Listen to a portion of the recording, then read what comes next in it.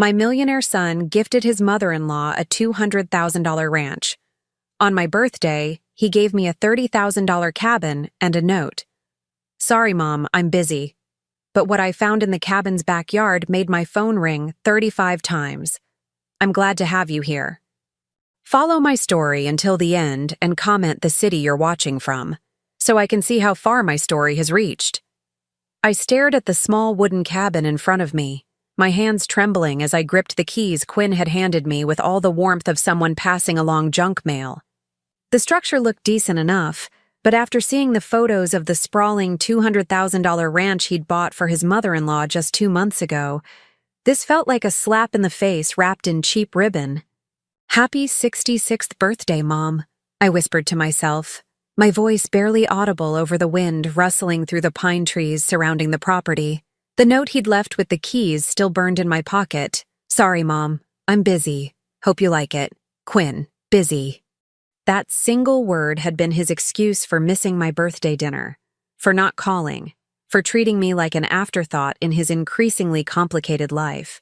But he wasn't too busy to spend an entire weekend helping his mother-in-law, Sandra, move into her new ranch complete with a wraparound porch, guest house, and horse stables. I'd seen the photos on Facebook before Sandra blocked me. Quinn had been beaming in every single picture, his arm around her shoulders like she was the mother he'd always wanted. I fumbled with the lock, my arthritic fingers making the simple task more difficult than it should have been.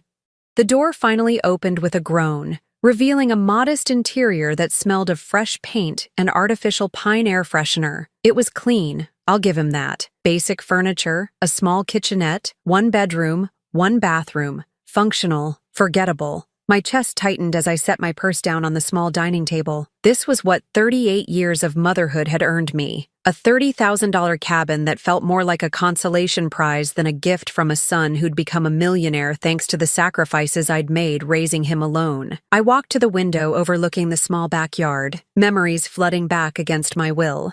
Quinn at 8 years old, crying because the other kids made fun of his secondhand clothes.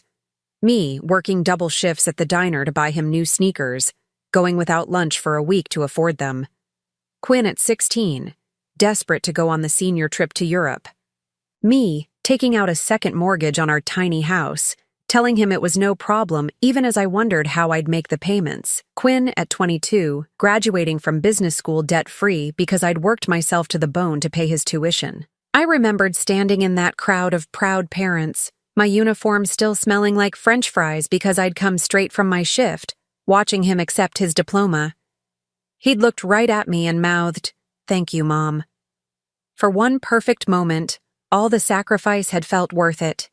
When did that grateful young man turn into someone who could drop off cabin keys like he was doing me some enormous favor? I pulled out my phone and scrolled through our recent text exchanges. They were depressingly brief. My attempts at conversation met with one-word responses or, more often, nothing at all. Meanwhile, his social media was full of family dinners with Sandra, weekend trips with his wife Monica, elaborate birthday celebrations for everyone except me. The comparison wasn't lost on me. Sandra's ranch had cost 6 times more than my cabin. She got a personal tour from Quinn, help moving in, a weekend celebration with the whole family. I got keys dropped off like a pizza delivery, and a note that took less than 10 seconds to write. I sank into the small armchair facing the window, exhaustion settling into my bones. The afternoon sun slanted through the glass, highlighting dust motes that danced in the air like tiny accusations. When had I become so disposable to my own son? My phone buzzed. For a moment, hope fluttered in my chest. Maybe Quinn was calling to explain, to apologize, to tell me there was more to this gift than met the eye. Instead, it was a text from my neighbor asking if I needed help cleaning out my old house now that I had somewhere else to live. The assumption stung. Everyone expected me to be grateful for this modest cabin, to downsize my life and expectations along with it.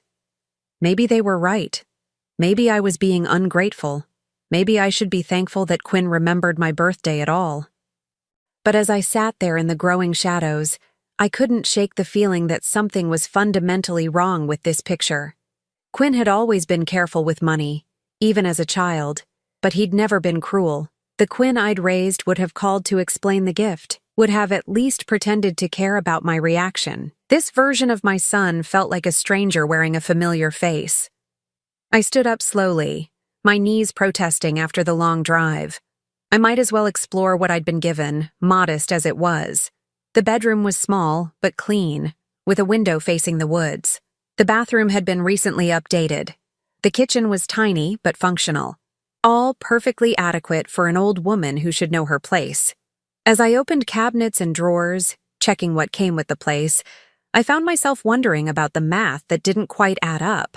Quinn claimed his business was struggling, that money was tight, that he couldn't help with my mounting medical bills. Yet somehow, he'd managed to buy both this cabin and Sandra's ranch in the same year.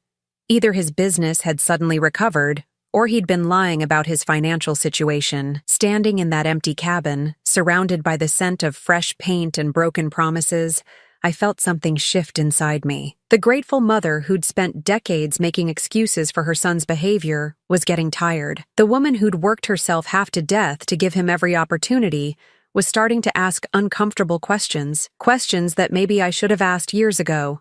Outside, the sun was setting behind the trees, casting long shadows across the small backyard. Tomorrow, I'd start settling into my new life in this cabin that felt more like exile than gift. But tonight, I sat in the growing darkness and wondered when exactly I'd stopped being Quinn's mother and started being his burden.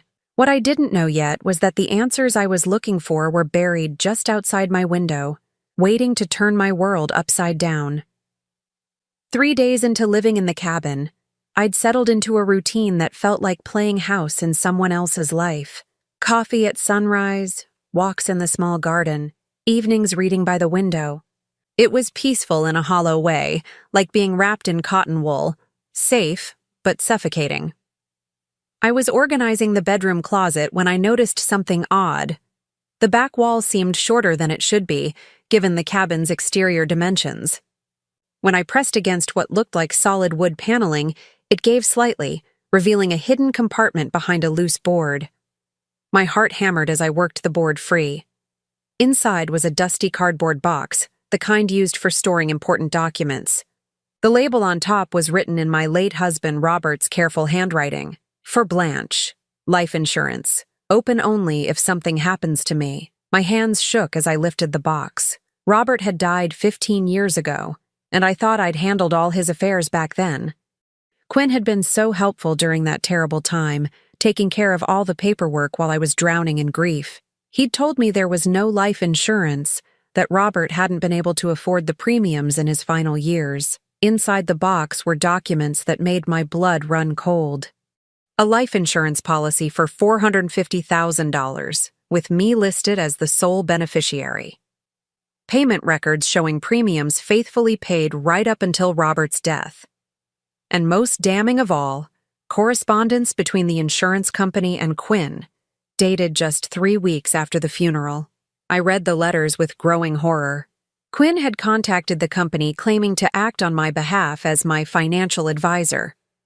He'd provided them with a signed document, supposedly from me, authorizing him to handle the claim. The signature looked like mine, but I had no memory of signing anything like that. The payout had gone directly into an account Quinn had set up for my protection, because I was too emotionally unstable to handle such a large sum responsibly. The letters referenced my supposed request to have the money invested long-term, with Quinn managing it until I was ready to access it. I'd never made any such request. I'd never even known about the money. My legs gave out, and I sank onto the small bedroom chair, clutching the papers. 15 years ago, when I was struggling to pay for Robert's funeral, working 3 part-time jobs just to keep our tiny house, my son had been sitting on nearly $500,000 of my money. Money that was legally, morally, completely mine. I thought back to those dark months after Robert's death. Quinn had been so attentive, so concerned about my finances. He'd insisted on helping me budget, had taken over paying my bills because I was too scattered to handle it properly. Every time I'd worried about money, he'd assured me we'd figure something out, that he'd help however he could, all while sitting on a fortune that belonged to me. The next document made my stomach lurch, an investment statement showing that my money had indeed been invested, and had grown to over $800,000 over the past 15 years. But the account wasn't in my name. It was in Quinn's, listed as a family trust that gave him complete control over the funds. My grief-stricken signature on that authorization letter had essentially given him power of attorney over money I didn't even know existed. I spent the rest of the afternoon going through every document in the box. There were bank statements, investment reports, even correspondence with a financial advisor who believed he was managing a fund for a wealthy client who wanted to provide for his elderly mother when she was ready to retire. Quinn had been telling people I was some kind of invalid who needed his protection and guidance. Meanwhile, I'd been scraping by on Social Security and small savings, occasionally asking him for help with unexpected expenses, help he'd grudgingly provided while making me feel guilty for needing it. The last document in the box was a handwritten letter from Robert to me. My vision blurred with tears as I read his familiar scrawl. My darling Blanche, if you're reading this, something has happened to me. I know you worry about money, so I want you to know I've provided for you. The life insurance will give you security, maybe even let you travel like we always planned. Don't let anyone tell you that you can't handle your own affairs. You're the strongest person I know, and this money is yours by right. Live the life we dreamed of, sweetheart. You deserve every happiness. All my love, Robert. I pressed the letter to my chest and sobbed. Not just for Robert, though I missed him every day, but for the 15 years I'd lost. 15 years of worrying about money, of working jobs that wore my body down, of feeling like a burden on my successful son. 15 years of a life I could have lived with dignity and comfort if I'd known about the resources that were rightfully mine. The worst part was remembering all the times I'd thanked Quinn for his help, all the times I'd apologized for being a financial burden. He'd sat there, accepting my gratitude and my guilt, knowing he was controlling money that could have changed everything for me. As the sun set outside the cabin window, I realized that the modest gift of this place took on an entirely different meaning. This wasn't generosity. This was management. Quinn had parked me here, away from his real life, in a place he could control. The cabin probably cost him less than he spent on Sandra's monthly allowance, and it came with the bonus of keeping me occupied and out of his hair. I looked around the small space with new eyes. It wasn't a retirement retreat.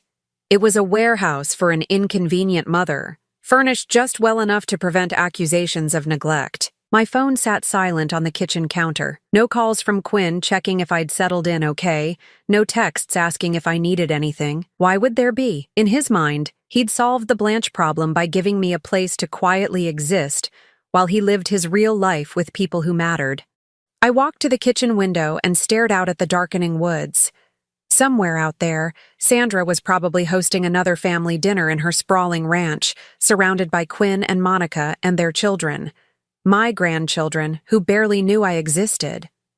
She'd probably tell stories about her wonderful son-in-law who was so generous and thoughtful, while I sat in my cabin like some forgotten relic. But I wasn't forgotten.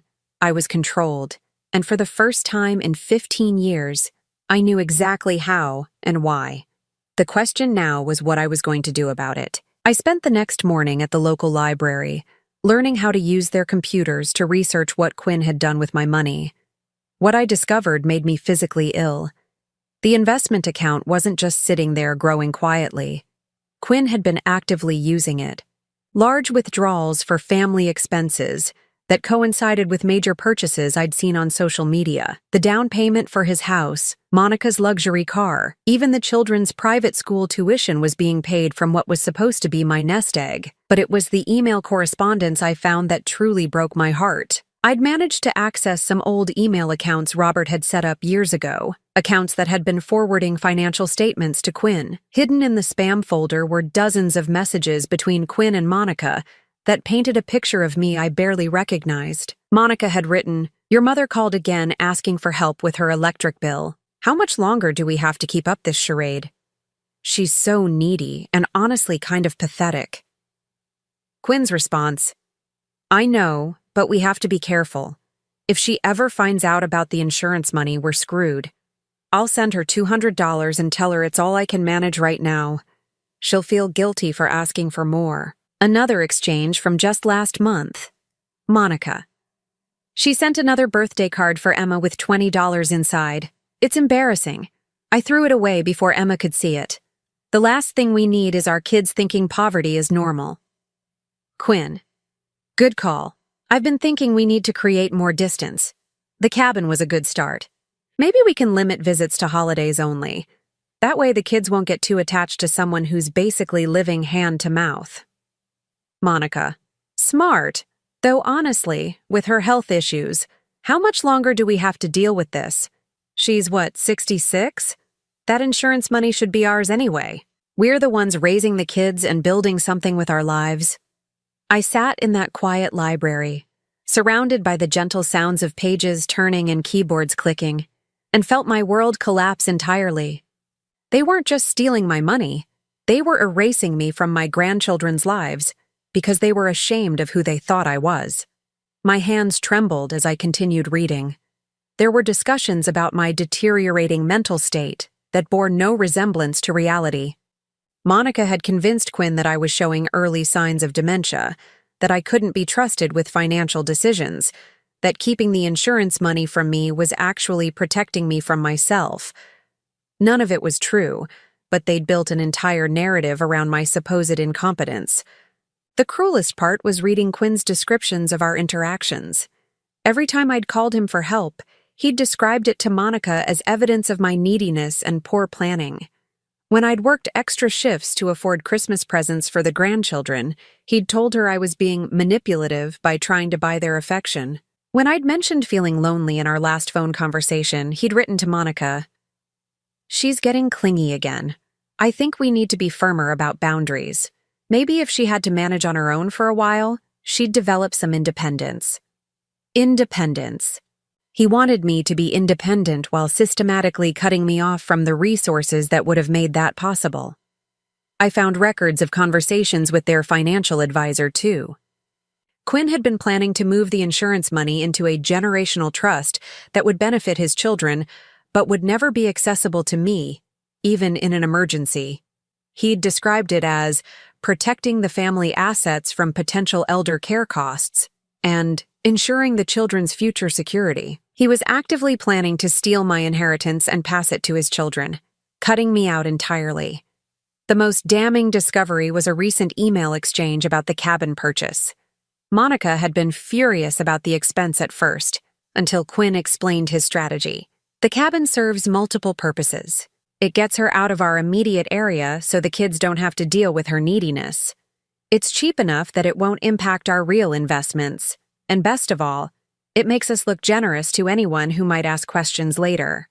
If she ever finds out about the insurance money, we can point to the cabin and say we've been taking care of her all along. Monica's response, brilliant. Plus, if her health gets worse, we can always say she chose to isolate herself. No one can blame us for respecting her independence. They had it all figured out. The cabin wasn't a gift. It was evidence they could use against me later. Proof of their generosity that would cover for years of theft and neglect. I printed out everything I could before the library closed, my hands shaking as I fed quarters into the copy machine.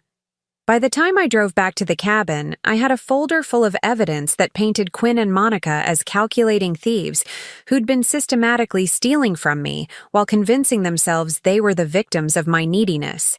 That evening, I sat at the small kitchen table and really looked at my life for the first time in 15 years. I'd been living like a woman grateful for scraps, apologizing for existing, working myself into exhaustion to avoid being a burden on my millionaire son who was literally living off money that belonged to me. I thought about all the times I'd canceled doctor appointments because I couldn't afford the copays, the years I'd driven a car held together with prayer and duct tape because I couldn't afford repairs, the countless nights I'd eaten peanut butter sandwiches for dinner so I could save money for small gifts for grandchildren who'd been taught to see me as an embarrassment. Meanwhile, Quinn had been using my money to pay for private schools, luxury vacations, and a lifestyle that let him play the successful businessman while his wife looked down on his pathetic mother. The phone on the counter seemed to mock me with its silence. No calls checking on how I was settling in, no texts asking if I needed anything. Why would there be? In their minds, they'd solved the problem of Blanche by parking me in this cabin where I could quietly exist without bothering them or embarrassing them in front of people who mattered. But as I sat there surrounded by evidence of their betrayal, I realized something important. I wasn't the broken, needy woman they'd convinced themselves I was. I was a 66-year-old woman who'd raised a child alone, worked multiple jobs for decades, and survived everything life had thrown at me. I was stronger than they knew, and I was about to prove it. The question wasn't whether they'd stolen from me. The evidence was overwhelming. The question was how long they'd been planning this, and what other lies they'd built their comfortable life on. As if summoned by my thoughts, my phone rang. Quinn's name appeared on the screen. For 15 years, I would have answered immediately, grateful for any contact from my busy, successful son. Tonight, I let it ring and watched his name disappear from the screen. Then it rang again and again. Whatever had prompted Quinn to suddenly need to talk to me, it couldn't be good news. People don't call their mothers 35 times unless something has gone very, very wrong with their carefully laid plans. I smiled grimly and turned the phone off. Let him wonder. Let him worry. For once in 15 years, Quinn was going to have to wait for me. I turned my phone back on the next morning to find 47 missed calls from Quinn and 18 voicemails. The desperate urgency in his voice told me everything I needed to know about why he'd suddenly remembered he had a mother. The first few voicemails were typically Quinn, controlled, slightly annoyed that I wasn't answering. "Mom, it's me. Call me back when you get this." But by voicemail number 7, his tone had shifted entirely. "Mom, where are you? I drove by the cabin and your car wasn't there. Please call me. It's important." By number 12, "Mom, I need to talk to you right now. This is urgent. I'm worried about you." The final voicemail was barely coherent. "Mom, please, I'm begging you. Just pick up the phone. We need to talk face to face. I'm coming over." I was still listening to his messages when I heard a car door slam outside. Through the window, I watched Quinn stride toward the cabin, his face a mask of controlled panic that I'd never seen before. Monica was with him, clutching her designer purse like armor, and looking around the modest surroundings with obvious distaste. I took my time answering the door. When I finally opened it, Quinn pushed past me without waiting for an invitation, his eyes immediately scanning the room like he was looking for something specific. "Mom, thank God. Where were you yesterday? I was worried sick." His concern would have been touching if I hadn't just read months of emails where he and Monica discussed how much longer they'd have to deal with me. I watched him pace the small living room, noting how his gaze kept darting toward the bedroom door. "I was at the library," I said calmly, "learning some new things." Monica snorted softly. "The library? Blanche, you should have mentioned you were interested in books. We could have gotten you a tablet, much more convenient." The condescension in her voice was so familiar I almost missed it.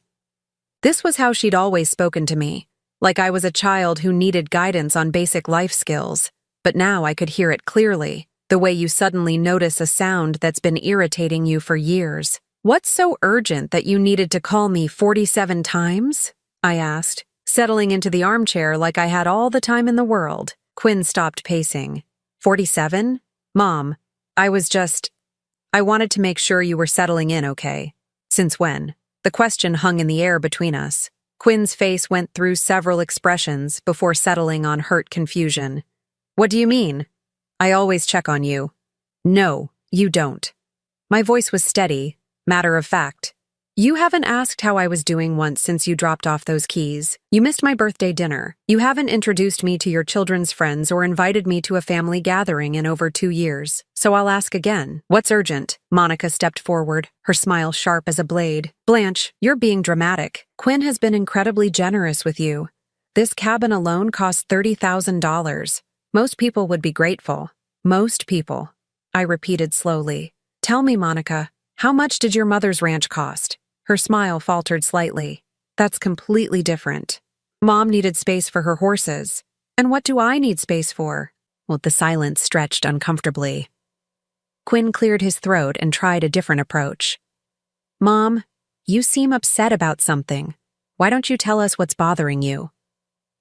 I looked at my son, this stranger wearing Quinn's face who'd been systematically stealing from me for 15 years, while convincing himself he was protecting me. The young man who'd mouthed "thank you" at his graduation had been replaced by someone who could lie to my face without flinching.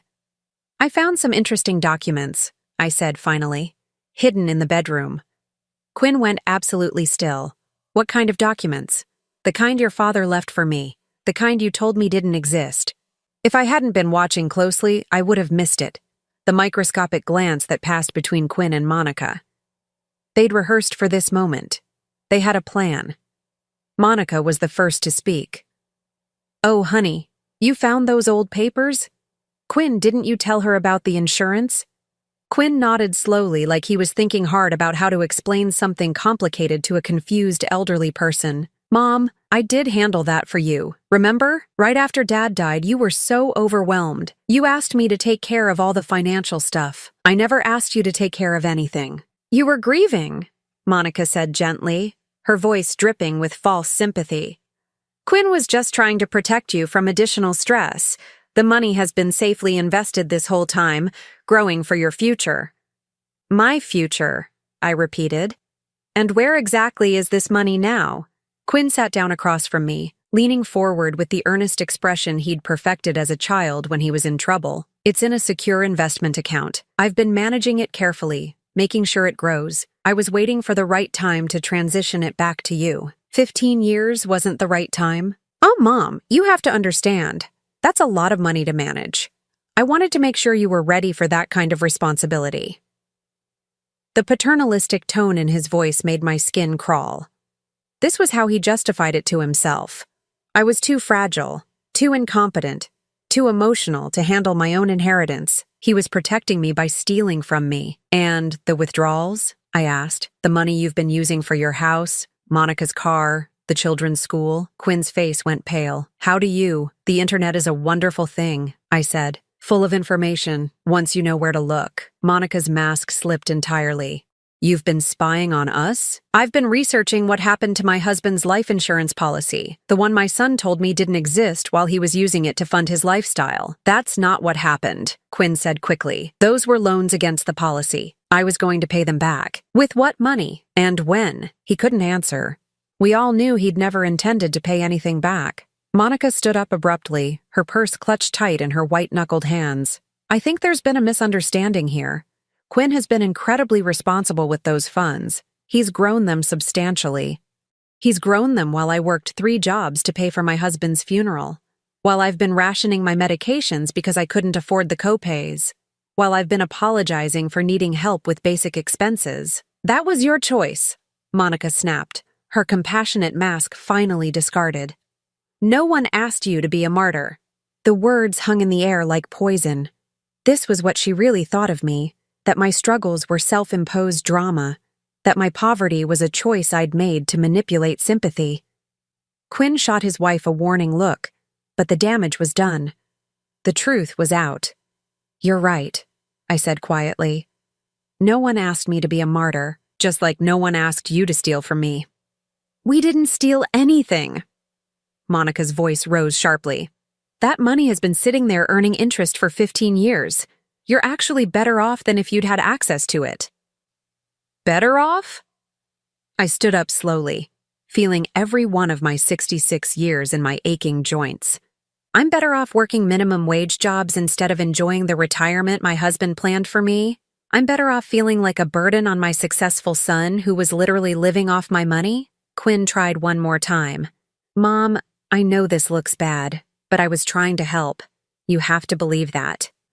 I looked at him for a long moment, searching for some trace of the little boy who used to hug me tight and promise he'd take care of me when I got old. But that child was gone, replaced by a man who could steal from his own mother and convince himself he was being noble. "I believe you convinced yourself you were helping," I said finally. "Just like you convinced yourself I was too incompetent to handle my own affairs. Just like you convinced yourself that keeping me poor was protecting me.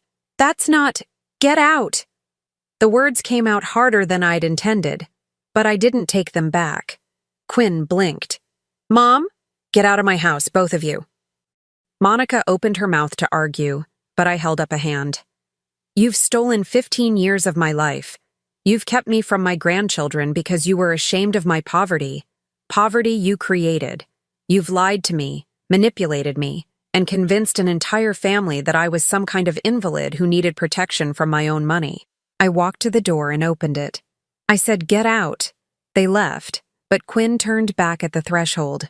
"Mom, we need to work this out, as a family." I looked at him for what felt like the last time. We stopped being family the day you decided I was too stupid to handle my own husband's final gift to me. After they drove away, I sat in my armchair and felt something I hadn't experienced in 15 years. Freedom. The phone started ringing again almost immediately, but this time I knew exactly what I was going to do about it. The next morning, I drove to the law office of Margaret Chen, an elder law attorney whose name I'd found through careful research.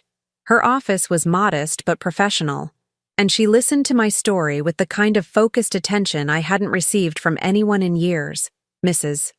Patterson," she said after reviewing the documents I'd brought, "what your son did constitutes financial elder abuse, potentially fraud, and definitely breach of fiduciary duty. The signature on this power of attorney document appears to have been forged, and even if it wasn't, he exceeded his authority the moment he began using your funds for personal expenses." I sat across from her desk, feeling oddly calm for someone whose life had been built on lies for 15 years. "What are my options?" "Several. We can demand immediate return of all funds with interest. We can file criminal charges for fraud and theft.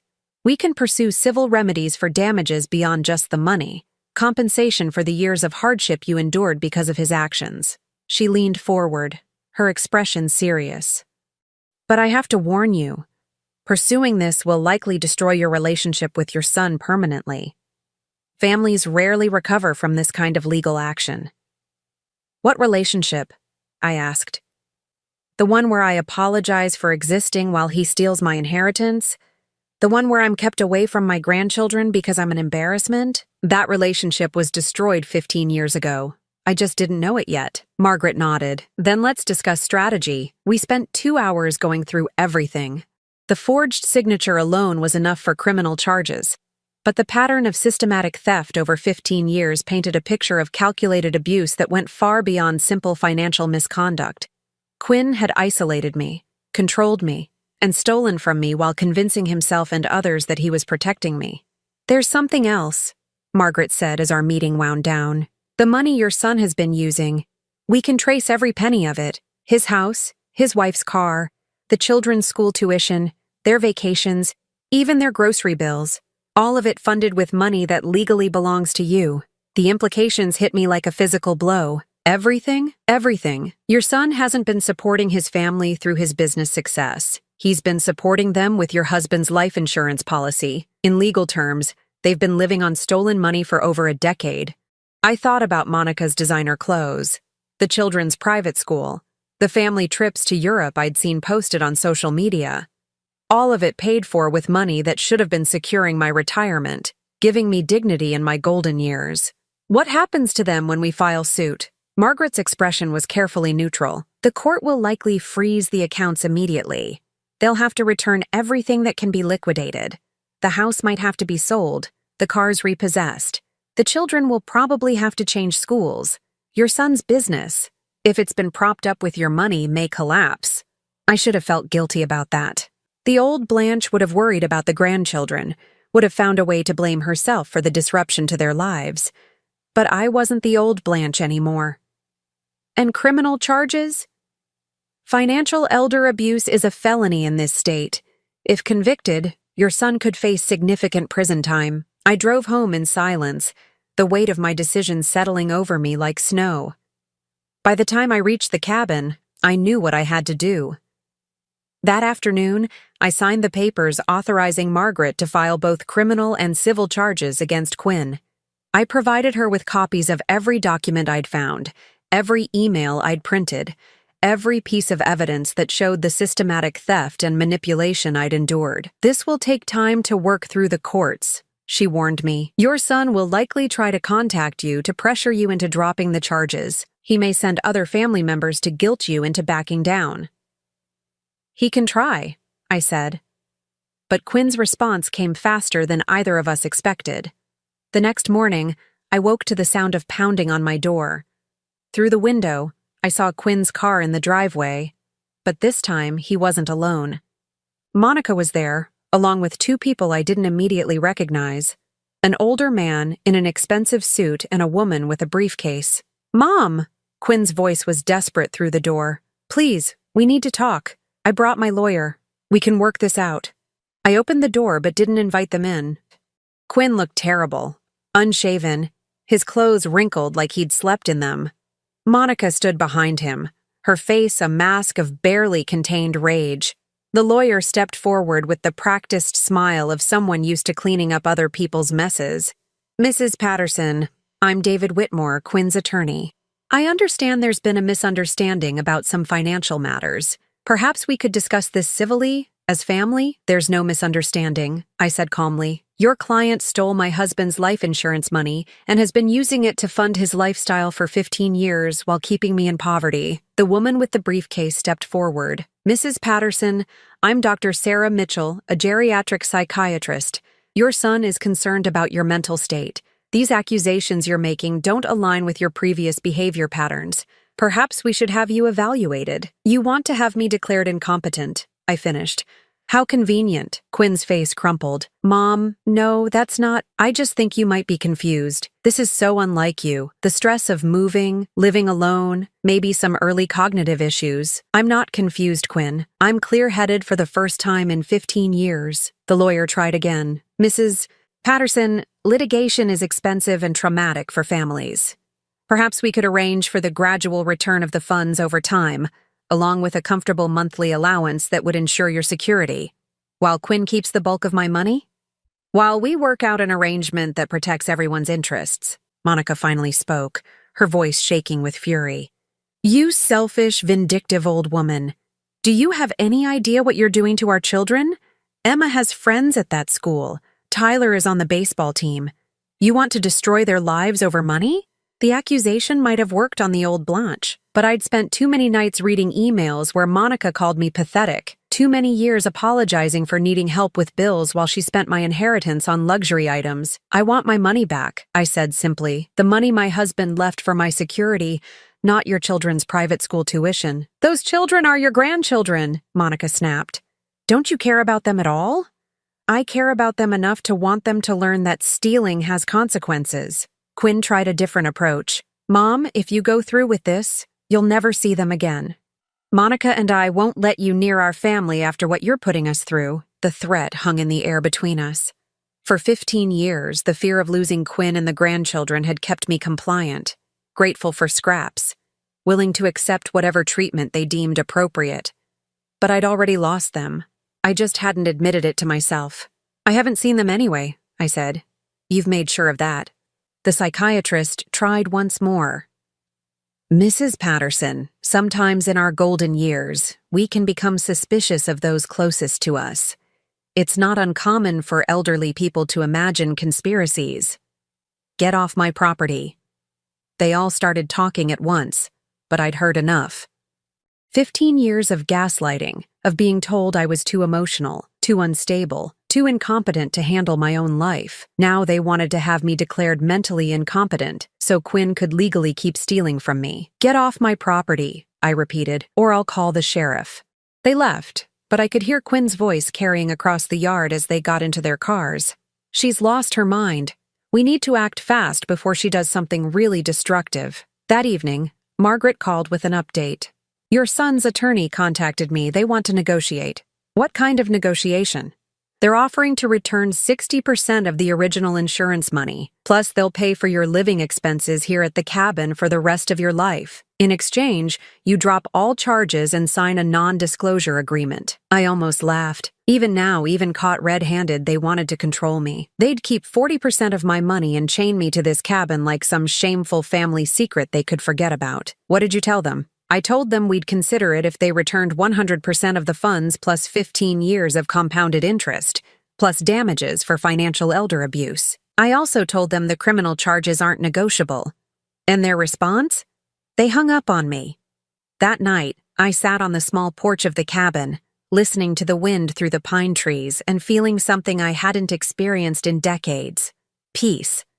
Not the hollow kind I'd been pretending to feel, but real peace that came from finally telling the truth and refusing to be ashamed of it. My phone had been ringing all day. Quinn, Monica, numbers I didn't recognize that were probably other family members being recruited to pressure me. I'd stopped answering hours ago. Tomorrow, Margaret would file the paperwork that would change everything. There would be headlines in the local paper, whispers in the community, family members choosing sides. Quinn and Monica's comfortable life would collapse like a house of cards built on stolen money. I should have felt guilty about the grandchildren, about the disruption to their lives, but as I sat there in the growing darkness, I realized that the best thing I could do for them was teach them that actions have consequences, that you can't build happiness on someone else's suffering. The old Blanche would have backed down by now, would have found a way to blame herself and protect Quinn from the consequences of his choices. But she was gone, buried under 15 years of manipulation and lies. The woman who remained was stronger than anyone suspected, and she was just getting started. 6 months later, I stood in the kitchen of my new home, a comfortable ranch house with a garden I'd dreamed of for 20 years, preparing dinner for people who actually wanted to spend time with me. The sound of laughter drifted in from the living room where my new friend Helen was showing photos from our recent trip to Ireland to my neighbor Dorothy and her granddaughter. Ireland. I'd always wanted to go, had talked about it with Robert before he died. Quinn used to roll his eyes when I mentioned it, saying I should be more realistic about my financial limitations. Now I knew he was spending my money on family trips to Europe while telling me I couldn't afford a vacation. The doorbell rang, and I smiled as I dried my hands on my apron. That would be Margaret, my lawyer who'd become one of my closest friends over these past months. She'd insisted on bringing dessert to tonight's celebration dinner. As I walked to the door, I passed the framed newspaper article on my hall table. Local woman recovers $1.2 million in elder abuse case. The photo showed me standing in front of the courthouse, not smiling, but looking determined and dignified. I kept it not as a trophy, but as a reminder of what I'd survived. The criminal case had concluded last week. Quinn pleaded guilty to financial elder abuse and fraud to avoid a lengthy prison sentence. He received 2 years in county jail, 5 years probation, and was ordered to make full restitution. The civil case had been resolved months earlier. I recovered not just the original $450,000 in life insurance money, but 15 years of compound interest and additional damages for the financial hardship I'd endured. Margaret came in carrying a homemade apple pie, her face bright with satisfaction. "How are you feeling about everything?" "Free," I said simply. And I was. For the first time in 15 years, I woke up each morning without the weight of financial anxiety pressing down on me. I could afford my medications, my doctor visits, even small luxuries like fresh flowers for the dining room table. I'd bought a reliable car, taken art classes, joined a book club. I was living the life Robert had wanted for me when he bought that insurance policy. The house had been my first major purchase after the settlement. Nothing ostentatious, but comfortable and mine. The garden was already flourishing under my care. Tomatoes, herbs, flowers that I tended each morning with coffee in hand. No longer rushing off to some minimum wage job that barely covered my expenses. "Any word from Quinn?" Margaret asked as we joined the others in the living room. I shook my head. Quinn was serving his sentence at the county facility, but I hadn't visited him. Monica had divorced him 3 months ago, taking the children and moving back to her mother's ranch in another state. She'd managed to keep some assets by claiming she hadn't known about the fraud, though the emails I'd found suggested otherwise. The grandchildren I'd barely been allowed to know were gone from my life entirely, but I'd made peace with that. They were Monica's ammunition now, just as my poverty had been Quinn's excuse for keeping me at arm's length. Some battles weren't worth fighting. "I heard through other channels that he's been asking to see you," Margaret continued gently. "Let him ask." My friend Helen looked up from her photos. "You don't feel any obligation to visit him? He is still your son." It was a fair question, one I'd wrestled with during the long nights when the guilt tried to creep back in. "The Quinn I raised died somewhere along the way," I said finally. "The man in that jail cell is a stranger who stole from me for 15 years while convincing himself he was protecting me." Dorothy nodded approvingly. She was 82 and had raised 6 children alone after her husband left. Some people mistake kindness for weakness, she said. Sounds like your boy learned too late that his mother was stronger than he thought. We spent the evening looking at photos from my Ireland trip, planning the cruise to Alaska that Helen and I had booked for next spring, and talking about the art class I'd signed up for at the community college. Simple pleasures that had been impossible when I was working multiple jobs, just to survive on what Quinn deemed an appropriate income for his embarrassing mother. After everyone left, I settled into my favorite chair with a cup of tea and looked around my living room. Family photos lined the mantel, but they were different now. Pictures of Robert and me from our early marriage, photos with friends I'd made in recent months, snapshots from my travels.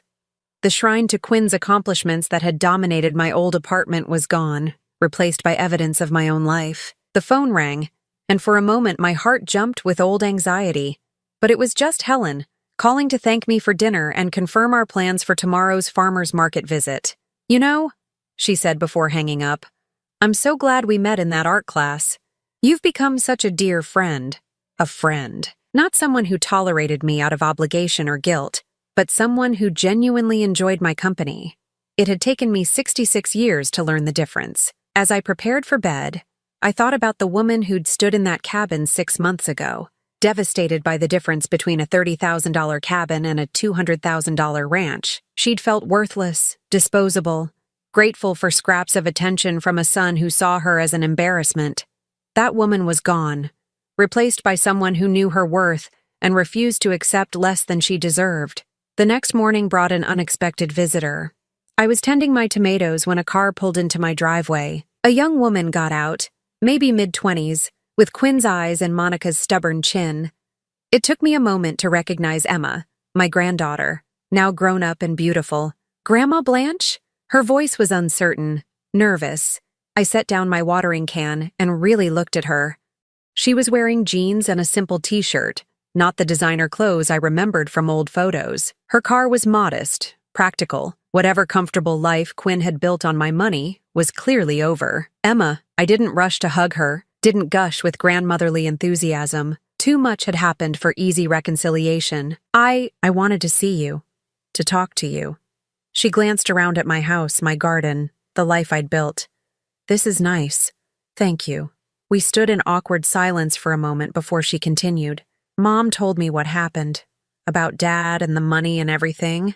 Her voice was small, young despite her age. I didn't know about any of it. I figured you didn't. She's been saying you're vindictive, that you destroyed our family over money. Emma looked directly at me, searching my face. But that's not what the newspaper article said. That's not what the court records show. Smart girl.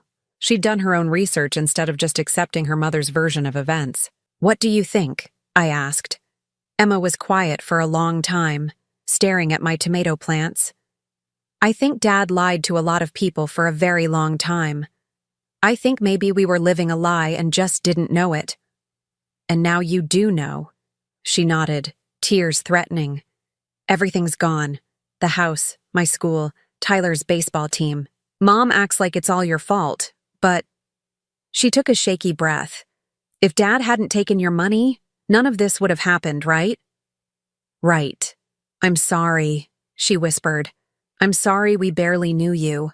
I'm sorry Dad kept us away from you. I'm sorry about everything. I studied my granddaughter's face, seeing genuine remorse there, not the manipulative performance I'd learned to recognize from her parents. What do you want from me, Emma? I don't want anything, she said quickly. I wanted you to know that not all of us believed the lies. And I wanted to see if maybe I could get to know my grandmother. The real one. It wasn't forgiveness. Not yet. It wasn't a fairy tale reunion, but it was honest, which was more than I'd gotten from anyone in the family for 15 years. Would you like some iced tea? I asked. We spent the afternoon talking on my back porch. Emma told me about college, about working part-time to help pay for her expenses now that the family money was gone. She asked about Robert, about my childhood, about the person I'd been before I became the convenient victim of Quinn's manipulation.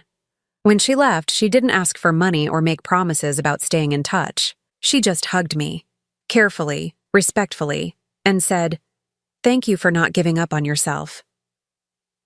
That evening, I sat in my garden as the sun set behind the trees I'd planted myself. The phone didn't ring with desperate calls from Quinn. My mailbox didn't hold bills I couldn't afford to pay.